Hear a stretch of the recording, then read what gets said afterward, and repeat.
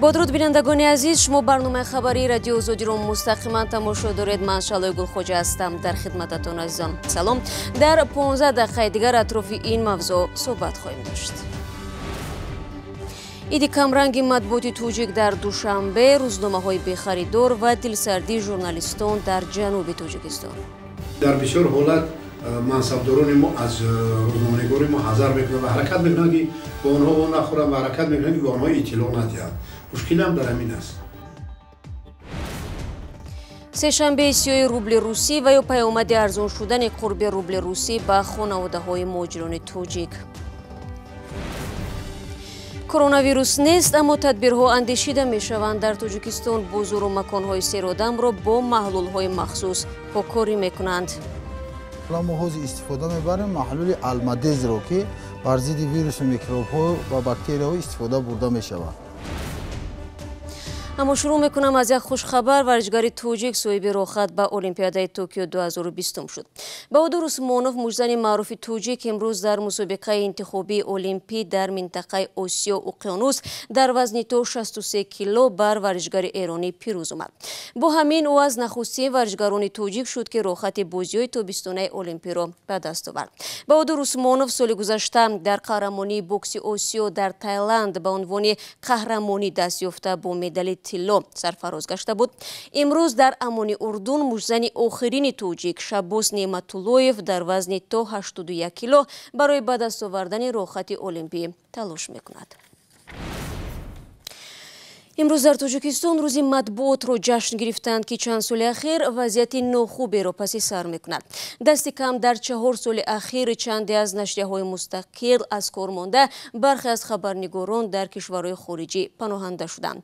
صاحبان نشریه‌ها از کار ماندن مطبوعات مستقل را به فشارهای مقامات ربط میدهند، ولی مقامات میگویند که آنها به سبب مشکل مالی بسته شدند. در این روز با کمک همکارم آرزوی کریم به کار مطبوعات ولایت ختلان نظر می‌افکنیم که نمونه از خیروار است. یک آدم اومد ما یک 10-12 گازت پرسید به نهایت خرسان شدم. این مثالی که ما سر خودم گذروندم. ما گفتم که بچه جان شما میخوانید این گازت؟ گفت نه. چیکار میکنی خ گازت؟ ما میبرم گفت یا شکای سه مونده گفت سه میپیچونیم. بدخشان زردکوبک خبرنگار است و 8 ماه پیش در مرکز باختر دکان نشریه فروشی باز کرد تا به قبل خودش در بالا بردن فرهنگ جامعه سهم بگذارد، اما حالا مایوس و دل سرد شده است. با خلاصه اومدم که باید همین دکان بندم. من دیدم با همون گازیتایی که در بیرون میگذارمش ساعت‌ها میایستن زرد میشوند. با خدا دیلم میسوزه. دیلم با مطبوعات میسوزه. دیلم با فرهنگی میسوزه. دکان را در نزد کالج آموزگاری باز کرد و با این اندیشه که میزاجانش زیاد خواهند بود، اما میگوید حتی معلمان هم به دکانش نزدیک نمیشوند. چقدر گازتی که میگیرم قریب 93% در گشته برده میسپرم، برای که یگان کس طلب خریداری خواندن گازت نیست. عموما اگر بگیم در فکر خواندن گازت هم نیستن. البته اینترنت و نشریه همه خبرها در آن در همه جا بازار این نشریه‌های چاپی را کساد کرده است، ولی نبود مطالب خواندنی هم یک سببی به خریدار ماندن روزنامه ها بوده است. یگانه چیزی که ما میفروشیم این همین مجلای دلکشو و همینای اینا را بسیار آدمای میگیرن که یا فرزندش در حبس یا که برادرش یا که به خریدار ماندن این نشریه ها نه تنها خاصی باختر بلکه تمام تاجیکستان است، چون سالهای اخیر به سبب فشار و تهدید مقامات به خبرنگاران بسیاری از آنها از انعکاس مشکلات جامعه میترسند. لیکن در بسیار حالت منصبداران ما از روزنامه‌نگاری ما حذر میکنند و حرکت میکنند که با آنها نخورند و حرکت میکنند که با آنها اطلاع ندهند. مشکل هم در همین است. همین مشکلات در آستانه روزی مطبوعات در تاجیکستان در یک نشست در باختر بررسی شد. مشکلاتی که به قول خبرنگاران هر سال به آن دشواری‌های دیگر ضم می‌شود. حالا رو میاریم به افغانستان. ظاهراً مذاکرات حکومت افغانستان با طالبان افغان هنوز آغاز نشده با بنبست مواجه گردیده است. طالبان حکومت را به آن گونه گور میکنند که سازش طالبان به امریکا را مورد بازنگری قرار دادند. تفصیلات در گزارش کیومرسیتا. جنبش طالبان میگوید فرمان پرزیدنت افغانستان اشرف غنی در مورد رهایی 1,500 طالب محبوس از زندانهای این کشور مخالف سازشی است که طالبان با امریکا امضا کرده و طبق آن میبایست راه برای مذاکرات صلح باز میشد. روز 10 مارس اشرف غنی در فرمان امضا گذاشت که بر پایه آن در دوام 15 روز آینده و همزمان با مذاکرات صلح میان حکومت افغانستان و طالبان 1,500 طالب از زندانهای حکومتی رها خواهند شد. هدف از رهایی طالبان محبوس ایجاد اعتماد میان حکومت رو به غرب افغانستان و جنبش طالبان است که بیش از 18 سال این جانب با هم جنگ دارند. اگر مذاکرات صلح با موفقیت پیش رود، حکومت عهدهدار شده است که هر 2 هفته باز 500 طالب محبوس را آزاد میکند. همین طریق 5,000 طالب محبوس به تدریج رها خواهند شد. اما سخنگوی طالبان در قطر سهیل شاهین میگوید طبق سازش با واشنگتن که ماه گذشته امضا شد، 5,000 طالب محبوس باید پیش از آغاز مذاکرات با حکومت افغانستان آزاد کرده شوند.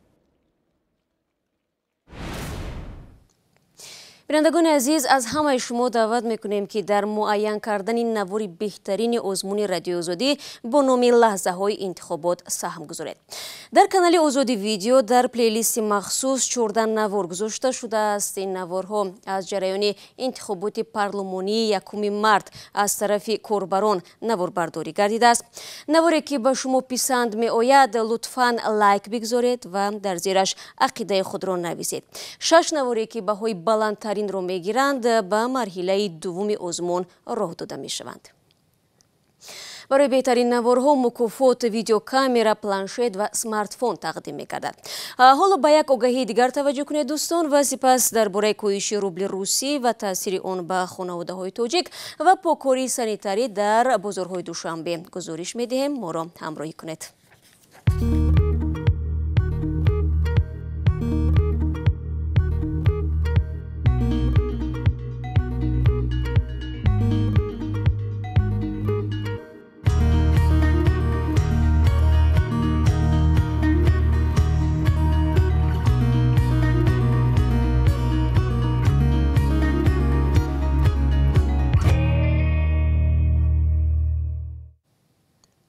شما برنامه خبری رادیو آزادی را تماشا دارید. روبل پول ملی روسیه در چند روز اخیر به شدت ارزش خود را از دست می دهد. روز 10 مارس نرخ آن یک باره 5% پایین رفت و کارشناسان این روز را برای روبل سه‌شنبه سیاه عنوان کردند. روسیه کشوری است که بخش اعظم مهاجران تاجیک را با کار تامین می کند و درآمد مهاجران با روبل است. اکنون افت قرب روبل برای اقتصاد تاجیکستان و نیک و احوالی خانواده‌ها در کشور چه تاثیر می‌گذارد؟ همکارم عبدالله شوروف این موضوع را پیگیری داشت و حالا با ما در استودیو است. عبدالله سلام و نخست می شود که تو بگویی که چرا قرب روبل پایین رفت، یعنی انگیزه اش چی بود؟ سلام شهلا. سبب بقوربشوی روبل و پایین رفتن نرخ نفت ربط دارد. بخش اعظمی درآمدهای روسیه از فروش نفت است و در پی ناکام شدن مذاکره‌های میان رهبری اوپک عربستان سعودی با روسیه قرب روبل روسی به شدت پایین آمد. قرب روبل روز 9 مارس تا به 74 روبل رسید و بعداً کمی برقرار شده 10 مارس در سطح $1 برابر 71 روبل قرار گرفت. اقتصادشناسان قیمت $1 را پایین ترین نشان داد بعد از سال 2016 میدانند. خب عبدالله، قرب روبل طور گفتیم پایین آمد. برای اقتصاد تاجیکستان این چه تاثیر میتواند داشته باشد؟ پایین رفتن قرب روبل به اقتصاد تاجیکستان تاثیر مستقیم دارد شهلا. اقتصاد کشور پایبند مبلغ‌های مهاجران کاری از روسیه است. تنها در سال گذشته 2019 مهاجران از این کشور به تاجیکستان 2 میلیارد و 700 میلیون دلار پول فرستادند. اکثریت این مبلغ‌ها یا 80% ارز خارجی که به تاجیکستان وارد می شود با روبل است. از اینجاست که کارشناسان میگویند تاثیر منفی پایین آمدن قرب روبل را هم اقتصاد کشور در کل و هم هر یک خانواده‌ای که در خارج مهاجر کاری دارد احساس میکند. تاثیر پاشوی قرب پول روسیه به آن آورده رسان شده است که در روسیه و در مملکت‌هایی که با روسیه کار میکنند قرب دلار بالا میرد و از این سبب با قرب سومونی ممکن کمتر پاش شود. یک جهت این پاشوی قرب روبل روسیه به آن آورده میرساند که ارزشی همون مبلغ‌های انتخاب شده به تاجیکستان وارد شونده ممکن کم شود. خب نظر بهرام شریفов ро шунидем. Абдулло ҳоло дар Тоҷикистон қурби рубл чанд аст ва оё пешбинӣ кардан мумкин аст ки қурб аз он ҳам поён биравад? پس از پایین آمدن قرب روبل در روسیه، بانک ملی ارزش 1000 روبل را برای روز 10 مارس 141 سومانی معین کرده بود، اما امروز قرب رسمی 1000 روبل 134 سومانی تعیین شده است. ولی قرب اسعار در بانک های تجارتی از این هم ارزان تر است. بانک ها در تاجیکستان حالا بر عوضی 1000 روبل 134 سومانی میدهند. کارشناسانی که با ما هم صحبت شدند میگویند روسیه ذخیره‌های بزرگ اسعاری را در اختیار دارد و به احتمال زیاد از این بیش نمیگذارد که روبل قرب خود را از دست بدهد. تشکر عبدالله عزیز. امیدوارم این مسئله برای بینندگان ما فهم شد. طبق گزارش سازمان جهانی بهداشت که 11 مارس نشر شد، تا امروز در سراسر عالم بیش از 110,000 نفر گرفتاری کرونا ویروس بوده، زیاده از 4,000 نفر هلاک شدند. بیماری کووید 19 در ماه دکامبر سال گذشته در چین سر زده بود و در شهر ووهان که مرکز این ویروس به شمار می رود نزدیک 81,000 نفر گرفتار شدند. از بین آنها 3,100 نفر فوتیدند، 59,000 نفر دیگر شفا یافتند. تا امروز کرونا ویروس در بیش از 100 کشور عالم تصدیق شده است. برای دیسوفی میگوید در تاجیکستان برای پیشگیری از این ویروس بازار و مکانهای سیرودم را با محلولهای مخصوص پاکیزه میکنند. تهدید خروج کرونا ویروس در جهان مقامات بازارهای تاجیکستان را وادار کرده است که این مکانهای تجارت و سیرودم را یک پای هم دزینفکسیا و یا بی‌ضرر گردانند. متخصصان مرکز جمهوریوی دزینفکسیا پروفیلاکتیکی در این شب و روز خیلی سرتشویش‌اند و میگویند قبل از همه مکانهای سیرودم و آسیب‌پذیر را بی‌ضرر میگردانند. محلول دزینفکتات‌ها یک چند گروه میشد، از آن جمله ما حوز استفاده میبریم محلول المدز رو که بر ضد ویروس و میکروب‌ها و باکتریاها استفاده برده میشود. تاثیرناکی آن فقط بر ضد آنتیسپتیک میباشد، بر ضد یگام نمود خروکا بر ضد انسانیت ضرر ندارد. مسئولان بازار سفریان دوشنبه میگویند از زمانی که خطر خروج کرونا ویروس در جهان افزوده است، از مقامات اداره سانیتاری و بهداشتی دستور گرفتند که به تازگی و بی‌ضررگردانی بازار و نقطه‌های تجارت توجه خاص ظاهر کرده و نظارت را پرزور کنند. همه روزه چهاربینی‌های دزینفکسیونی را سحر ساعت‌های 6:30 پیش از سرشوی کار و بعد از رفتن صاحبکاران چهاربینی‌های دزینفکسیونی گذرانده می شود و با صاحبکاران هم روزه مانیتورینگ گذرانده می شود درباره فهماندهی چهاربینی‌های سانیتاری فهماندهی‌ها هم روزه می شود. صاحبکاران میگویند از خطر و تهدیدهای کرونا ویروس مخصوصا در مکان‌های سیرودم و آسیب‌پذیر آگاهی دارند. در ضمن بر رعایت کردن قاعده‌های سانیتاری و اپیدمیولوژی توجه خاص دارند. برای همین ما هم از آدمانی که از ما خرید ما از ویها احتیاط میکنیم و ایها از ما احتیاط میکنن، همین را درجه اولین درجه میشمریم.